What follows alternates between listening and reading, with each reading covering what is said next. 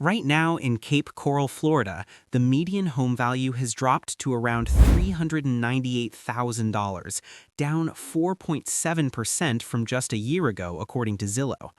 And condos are getting hit even harder.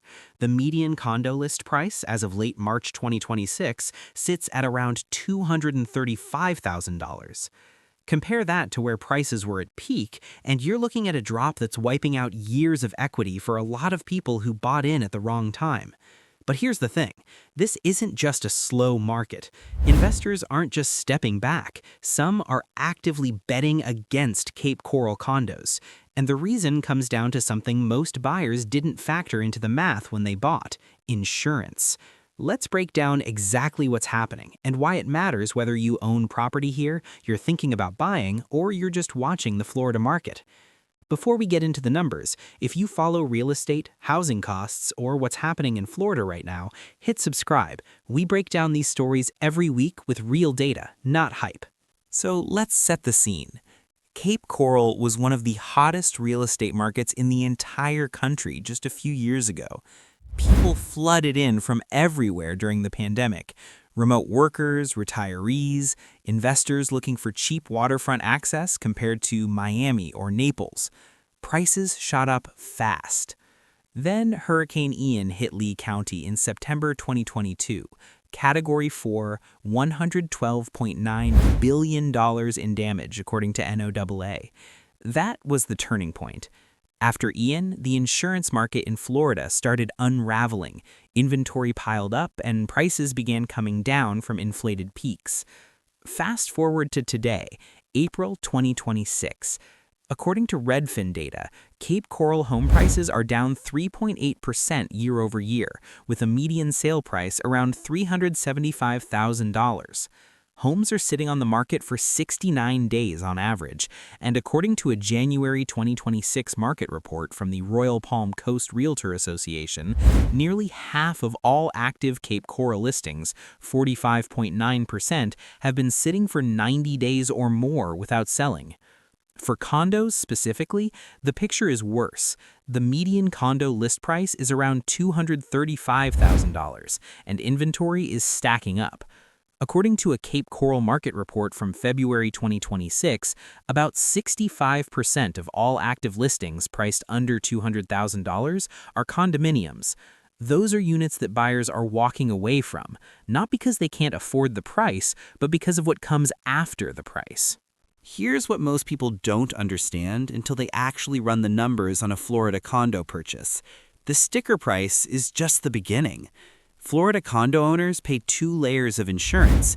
The HOA master policy covers the building itself, and individual owners have to carry their own policy on top of that. According to insurance.com's 2026 data, the average Florida homeowner's insurance premium is now $7,562 a year, the most expensive in the entire country. And the HOA fees? Those have exploded. According to data tracked for the Florida real estate market, condo HOA fees in coastal cities in 2026 are running $350 to $700 a month on average.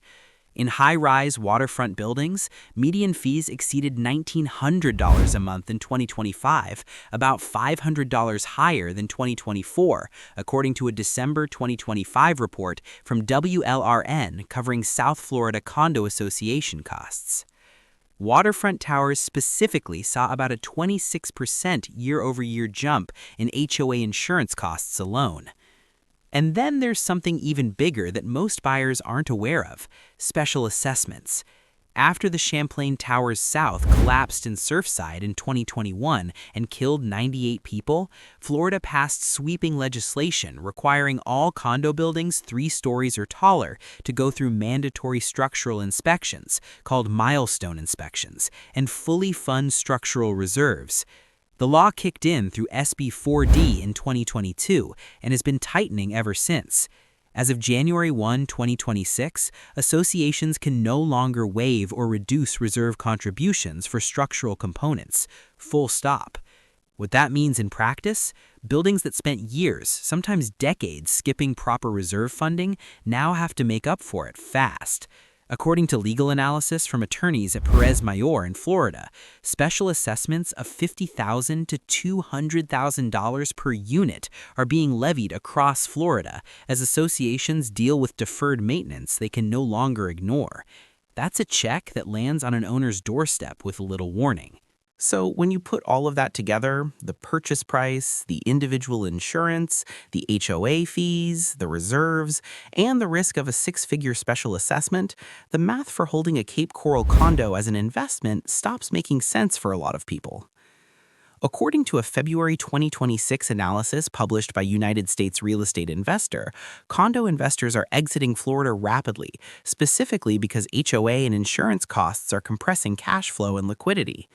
The piece points out that condo prices are declining faster than single-family homes across multiple Florida metros, and that insurance and HOA exposure have now become the primary risk variables in Florida investment underwriting, ahead of price appreciation assumptions. Housing analyst Nick Jurley noted that condo values across Florida slipped 9.9% over the prior 12 months, with markets including Palm Beach, Miami-Dade, and Tampa all seeing big declines. In Cape Coral specifically, the 2026 Cape Coral and Florida Real Estate Tracking Source noted a 7.8% year-over-year price decline in that market, one of the steeper corrections anywhere in the country right now. The investors who bought heavily during the 2021 and 2022 boom are now listing units and cutting prices to exit before costs climb further. A March 2026 market update from Worthington Realty, using data from Florida Gulf Coast MLS, found that in Cape Coral's condo-heavy communities, relist rates, meaning properties that failed to sell and had to come back on the market, are running above 30% in many price ranges. That's a significant share of sellers who couldn't find a buyer the first time around. Loan originator Oliver Orlicke, founder of the Orlicke Group, told Mortgage Professional America that getting insurance for condo associations has become an incredibly expensive process. His view? Even a 10% drop in premiums could determine whether a project can afford coverage and remain financeable at all. Now, to be fair, the insurance picture isn't all bad news. There has been some movement in the right direction. Florida passed significant insurance reforms back in 2022 that cut back on the litigation costs that were driving carriers out of the state. Those reforms appear to be working, at least partially. According to Florida Realtors, 18 new property insurers have entered the market since the reforms, and Citizens Property Insurance, the state-backed insurer of last resort, has shrunk dramatically. Citizens peaked at 1.4 million policies in September 2023. As of early January 2026, that number had dropped to about 395,000, the lowest since at least 2012, according to Florida Realtors citing Citizens' own data. Citizens' Board also voted in December 2025 to request an average rate decrease of 2.6% for personal lines starting in June 2026, per Insurance Journal reporting. And according to a Florida Realtors report from just last week in April 2026, Citizens policyholders are expected to see an average rate decrease of 8.7% this year. That's meaningful. But here's the catch. For condo associations in Cape Coral, especially older buildings now facing mandatory inspections and reserve funding requirements, the private market is still expensive, still cautious about Gulf Coast exposure, and still catching up after years of pulling back. The relief that's showing up for single-family homeowners hasn't fully reached condo associations yet. So here's where things actually stand right now. Cape Coral condos are sitting on the market longer than almost anywhere else in Southwest Florida. Prices are down, investors are selling, and the structural cost pressure from insurance, mandatory reserves, and potential special assessments isn't going away anytime soon, even as the broader insurance market slowly stabilizes. If you're a buyer, you genuinely have leverage right now that didn't exist 2 or 3 years ago.